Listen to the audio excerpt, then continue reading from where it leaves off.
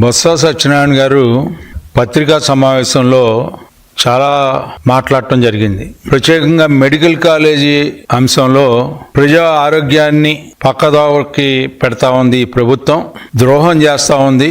మేము అన్ని కాలేజీల్లో పర్యటించి ప్రజల్లోకి తీసుకువెళ్తాం, ఈ అంశాన్ని ప్రైవేటీకరణని ఆపుతామని చెప్పి ఏదేదో మాట్లాడుతూ ఉన్నారు. మీరు మొన్న జరిగినటువంటి సమావేశంలో, శాసన మండలి సమావేశాల్లో మీరు చాలా స్పష్టంగా ప్రభుత్వం యొక్క వైఖరి అది ప్రైవేటీకరణ కాదు, పీపీపీ అంటే చాలా స్పష్టంగా వివరించడం జరిగింది నేటి వైద్య ఆరోగ్య శాఖ మంత్రి గారి ద్వారా. అయినప్పటికీ చెవులున్నా కూడా, వినపడ్డా కూడా విన్నట్టు, కళ్ళుండి కూడా కబోదులాగా వ్యవహరిస్తున్నట్టుగా సమావేశాల్లో మీకు ఇష్టం లేకపోతే వాకౌట్, అసెంబ్లీ సమావేశాలకి పూర్తిగా మీ నాయకుడు, మీ పార్టీ యొక్క ఆలోచనని చెప్పలేక, వివరించలేక మీరు చేసినటువంటి మోసాలు, దగ, వంచన వీటిలన్నింటినీ ప్రశ్నిస్తారేమో అనే భయంతో